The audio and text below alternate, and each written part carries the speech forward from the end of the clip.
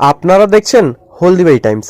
হলদিবাড়ি রেলগেটের যানজট সমস্যা মেটাতে বড়সড় ঘোষণা অভিষেক ব্যানার্জির। লোকসভা নির্বাচনের মুখে হলদিবাড়িবাসীর মন জয় করতে রেলগেটের উপর দিয়ে ওভারব্রিজের ঘোষণা অভিষেক ব্যানার্জির। শুক্রবার ধূপগুড়িতে আয়োজিত জনসভায় ঘোষণা করেন তিনি বলেন, আমরা খোঁজখবর নিয়ে দেখেছি হলদিবাড়ি রেলগেটের যানজটের সমস্যা নিত্যদিনের, তাই রেলগেটের উপর দিয়ে একটি ওভারব্রিজ তৈরি করে দেওয়া হবে।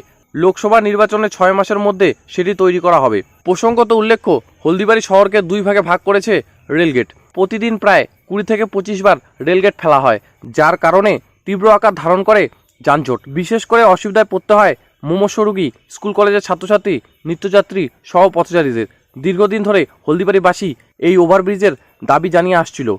অবশেষে এদিন অভিষেক ব্যানার্জির ঘোষণার পরেই খুশি হলদিবাড়িবাসী। মেখলিগঞ্জটা বলি, মেখলিগঞ্জে যেটা আমি একটু আগে বলছিলাম যে হলদিবাড়ি শহরে একটা প্রায় 150 মিটার রেলওয়ে ওভারব্রিজ প্রয়োজন রয়েছে মেখলিগঞ্জ ব্লকের সাথে সংযোগ রাখার কারণে, এবং সেই কারণে প্রায় 1 লক্ষের বেশি মানুষের অসুবিধা হচ্ছে।